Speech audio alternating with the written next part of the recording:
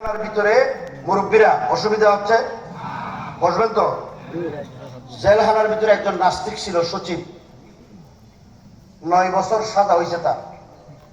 এই সচিব, আমরা যখন তেলাওয়াত করতাম, জিকির করতাম, কোরআন শরীফ পড়তাম, তাহাজ্জুদ করতাম, সে নামাজ পড়ার সময় আমাদেরকে তিরস্কার করত।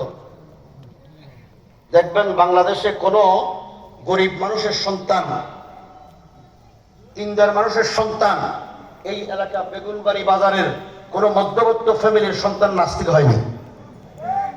নাস্তিক যারা হয়েছে তারা সবগুলো সমাজের দামি মানুষ। বাংলাদেশের সাবেক মন্ত্রী আব্দুল লতিফ সিদ্দিকী নাস্তিক, এমপি, ওই যে আপনাদের পাশে তো টাকলু, মনে আসেনি? আস্তিক না নাস্তিক? সুপ্রিম কোর্টের বিচারপতি গোলাম রব্বানী আস্তিক না নাস্তিক? বাংলাদেশের বিশ্ববিদ্যালয়ের বিসি নাস্তিক, ম্যাজিস্ট্রেট নাস্তিক, সেনাবাহিনীর অফিসার নাস্তিক, পুলিশ কর্মকর্তা নাস্তিক, র্যাবের কর্মকর্তা নাস্তিক, হ্যাঁ, বাংলাদেশের প্রশাসনিক অনেক কর্মকর্তা নাস্তিক, ব্যবসায়ীদের মধ্যে অনেক নাস্তিক। আমার কথাগুলো কিচ্ছা নয়, আমার কাছে দলিল আছে, ডকুমেন্ট আছে। 3200 নাস্তিকের তালিকা সংগ্রহ করেছি।